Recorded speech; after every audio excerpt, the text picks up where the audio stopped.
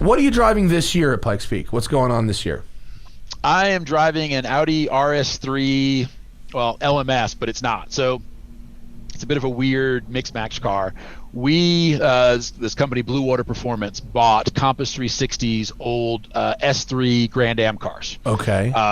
And they basically then took a bunch of the RS3 LMS suspension, and then they redid all of the LMS, the TCR car.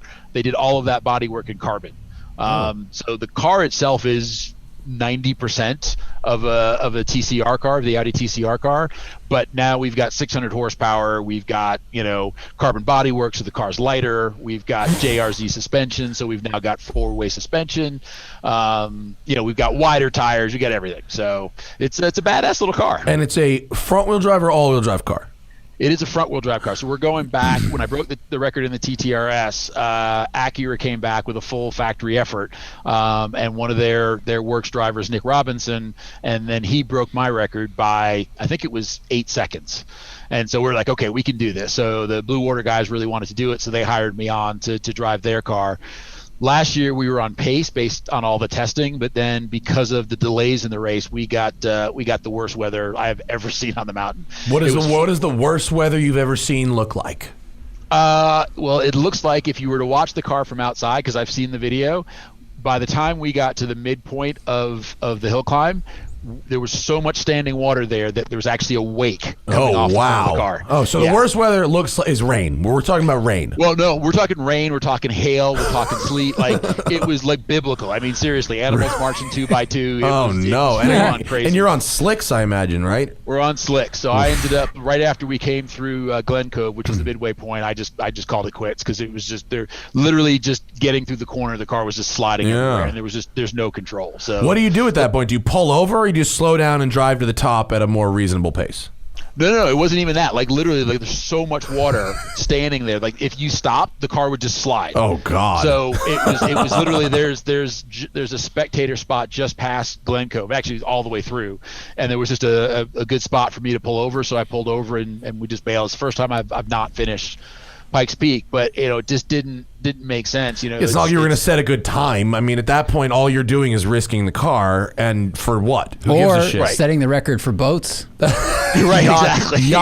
Yachts up front wheel drive boats. Yeah. These Audi race cars is when you're. I understand for class rules when you're racing a touring car or any of that stuff. Pikes Peak.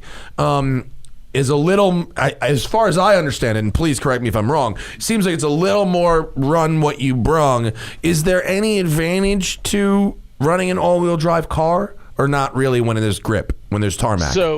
It's two questions. So the first bit is that yes, it's a bit of run what you brung. However, there are classes that you have to kind of fit within. And last year we ran in Time Attack 1, which is street base cars that are modified.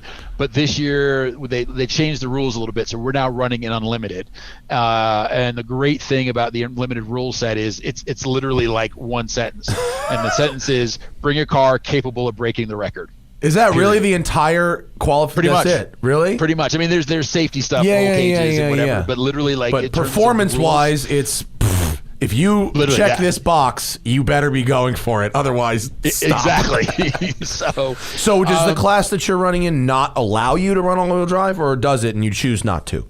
No, so our whole thing is the front-wheel drive record. So there's a massive advantage in all-wheel drive. Almost every car that has held the record since it's turned to road has been all-wheel drive, and even the ones that before, even when it was dirt, it was all-wheel drive. It's just there are so many slow hairpin corners that getting a launch off the corner is impossible, and the steepness of the mountain, like, it throws all the weight to the back of the car.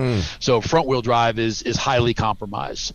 So trying to be competitive with a front-wheel drive car is kind of like it's just a good mission to have. And obviously I've done a lot of my career in touring cars, so it's just, for me, just kind of made sense to kind of focus on that for now. We're not going to stay there for long, but I want to get the record back.